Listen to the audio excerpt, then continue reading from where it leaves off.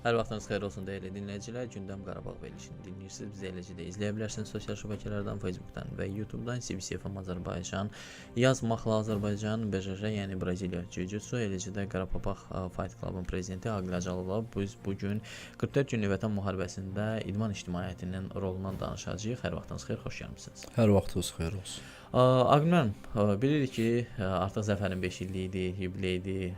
Şükür olsun ki, artıq biz 2020-ci ildən sonra alnımız açıq, başımız dik, beynəlxalq yarışlara çıxırıq. Təbii ki, bu istiqamətdə də danışacağıq, amma bizə önəmli olan 2020-ci ildə Azərbaycan idman cəmiyyəsi hansı işləri gördü 44 günlük Vətən müharibəsində?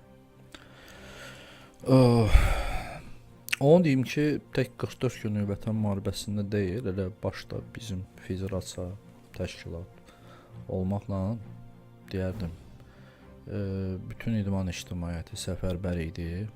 Çünki biz bilirdik ki, bizim qarşıda Qarabağ savaşımız var. O baxımdan da bizim fəaliyyətimizin sırf istiqaməti vətənpərvərlik mövzusunda olub.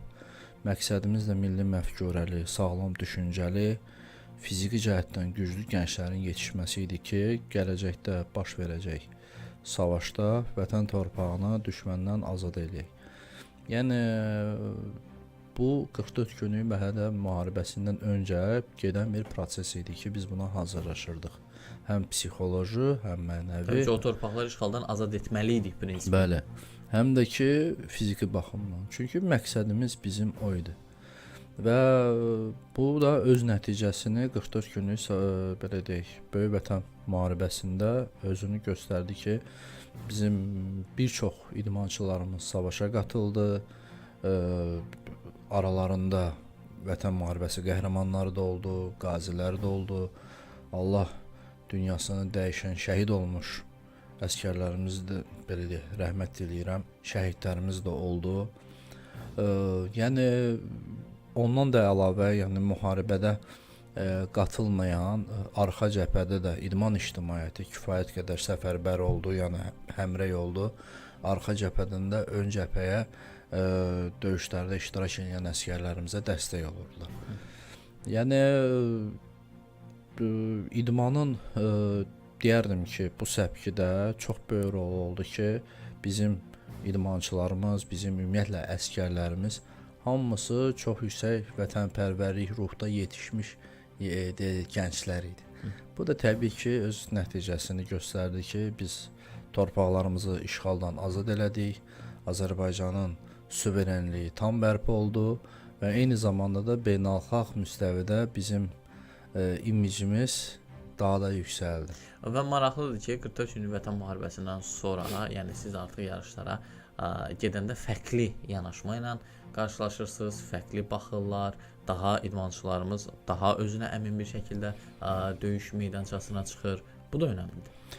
Və həm də başqa bir məsuliyyət yükləyir adamın çiyninə.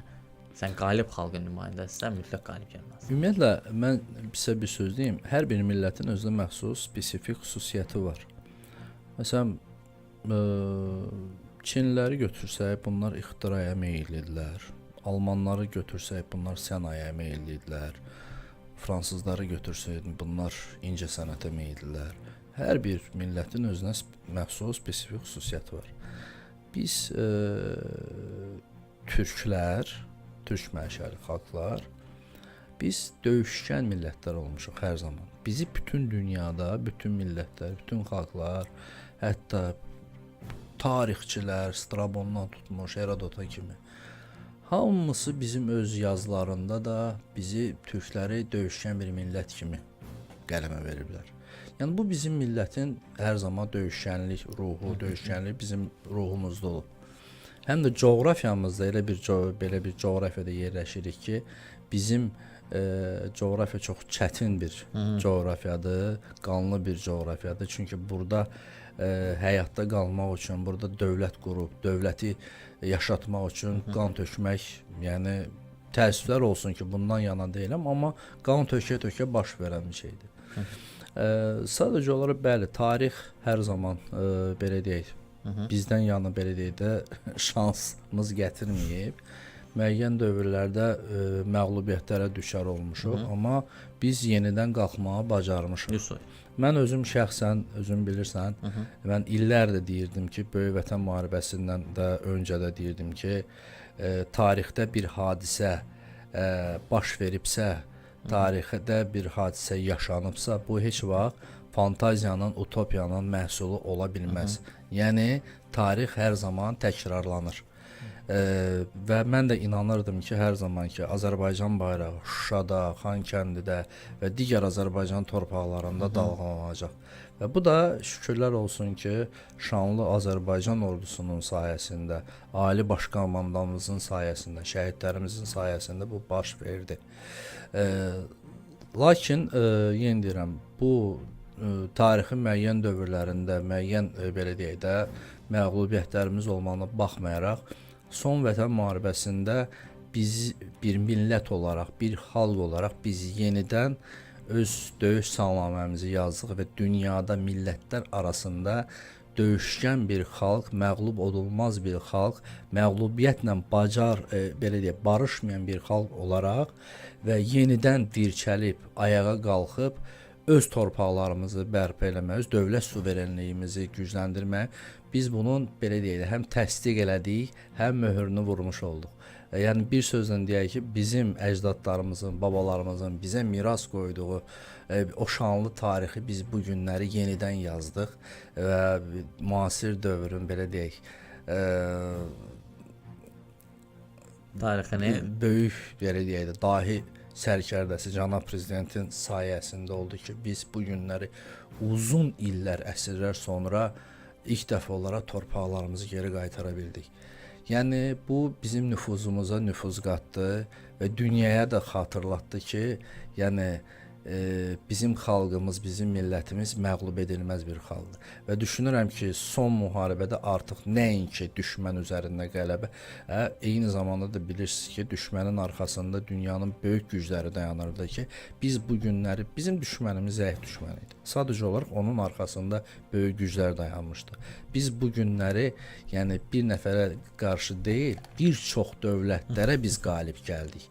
Həm beynəlxalq müstəvidə diplomatiya sayəsində, eyni zamanda da döyüş meydanında. Necə ki, idmançılarımız bizim qalib gəlir. Bəli. Yəni biz bunu göstərdik və bundan da irəli gələrək artıq Azərbaycan idmançısı yarışlara qatılanda, beynəlxalq turnirlərdə iştirak edəndə rəqiblə üz-üzə gələrək, baxmayaraq millətindən asılı olma, artıq psixoloji cəhətdən 1-0 öndə başlayır yarışa. Yarışın da bilirsiniz ki, əsas burada psixoloji üstünlük böyük rol oynayır. Yəni sən güclü idmançı ola bilərsən, amma psixoloji üstün olmasan sən qalib gələ bilməyəcəksən. Yəni çox çətin olar. Və bizim bu psixoloji üstünlüyümüz bizim yəni yarışın nəticəsinə də təsir eləyir. Və ələxüsus da belə deyək, düşmən ölkənin idmançısıyla üz-üzə gələndə artıq o idmanda indi belə deyək, idman dilindən desək, idmançıda mandraj yaranır. Və bu da öz yarışın, döyüşün gedişatına təsir göstərir. Və təbii ki, qalib gəlmək çox çətindir, amma biz bunu bacardıq. Amma bu qələbəni saxlamaq daha da çətindir və biz indi qələbəni saxlamaq üçün maksimum dərəcədə maarifləndirməyə üstünlük verməliyik. Vətənpərvərlik ruhda biz işləri onsuz da görürdük, daha da çoxaltmalıyıq. Biz tariximizi yenidən xatırlatmalıyıq və gənclərə, xüsusən də azyaşlılara biz bunu daha da aşılamalıyıq. Çünki onlar artıq bütöv Azərbaycanı görürlər. Amma biz deməliyik ki, bax, o vaxtı bizim tariximiz budur, işğal olunmuşdu, işğaldan bax bizim igid oğlanlar, insanlar, qızlarımız, yəni orada istənilən sahədə vuruşdular və bu torpaqları azad elədilər. Biz istiqamətdə, yəni biz tariximizi onlara aşılanmalıyıq. Bilirik ki, sizin də federasiyaya, eləcə də təşkilata azyaşlılar, məktəblilər, uşaqlar gəlir. Düzdür, Təhsil Nazirliyi bu istiqamətdə məktəblərdə mühüm işlər görür. Amma idman tərəfindən də sizin üzərinizə böyük bir yük düşür və bilirik ki, siz istər onların valideynlərinə danışanda, istərsə də hər dərsdən öncə onlarla profilaktik söhbətlər aparanda, onların dərsləri ilə maraqlananda, onların ailələri ilə görüşəndə, sərbəst vaxtlarda bu istiqamətdə danışıqlar aparırsınız. Təbii ki, mən müharibədən sonra da hər zaman deyirdim ki, dayanmaq olmaz. Çünki müharibədə qalib gəlmək nə qədər çətin olsa da, gözəl qeyd elədin, bu qalibiyyəti əldə saxlamaq, gələcək nəsillərə ötürmək daha çətindir və daha məsuliyyətlidir. Yəni müharibədən öncə nə qədər bir məsuliyyətli idik, üzərimizdə böyük bir belə deyək, məsuliyyət hissi, yük var idisə, bu günləri yəni rahatlaşmaq olmaz. Çünki düşmənlərimiz puskudadır. Bizim zəifləməyə belə deyək də, hər hansısa bir səhv eləməyə bizim şansımız yoxdur. Yenə deyirəm, coğrafiyamız qanlı coğrafiyadır. Ona görə hər zaman belə deyək, bu keşikdə dayanmaq lazımdır. Bu baxımdan da bəli, dayanmaq olmaz. Vətənpərvərlik maksimum dərəcədə də aşılanmalıdır. Maksimum dərəcədə bunun üzərində daha çox çalışmaq lazımdır ki, bunu biz qalibiyyətimizi gələcək nəsillərə ötürək. Hətta bir şey deyim ki, savaşdan sonra yenə də öz dəstək xəttimizdə qalaraq vətənpərvərlik ruhunda ancaq yarışlar, seminarlar, tədbirlər təşkil edirdi. Hərdən olurdu indi zarafatla da olsa, bəzən olurdu ki, idman ictimaiyyətindən, ümumiyyətlə ictimaiyyətdən də deyirlər ki, tamam torpaqlarımız alındı, savaş bitdi. Bəlkə daha kreativ, daha başqa formatda bir mövzularda tədbirlər həyata keçirdəsən. Mən deyirəm ki, elə onlara da deyirəm ki, yəni əslində indən belə daha çox o formatlarda güc vermək lazımdır ki, çünki bu qalibiyyəti saxlamaq bu bizim bir həm borcumuzdur, mənəvi borcumuzdur. Eyni zamanda da ki, o fikirləşsək ki, o torpaqların azad olunması uğrunda nə qədər bizim əsgərlərimiz, gənclərimiz, idmançılarımız şəhid olublar. Yəni hansı çətinliklə bu müharibədə qalib gəliblər, onların belə deyək, əziz xatirəsini daima yad eləmək, gələcək nəsillərə bizim bu borcumuzdur. O baxımdan da dayanmaq olmaz. Yenə də vətənpərvərlik mövzusunda, yenə də vətən, millət, torpaq və ürəyimiz Qarabağ.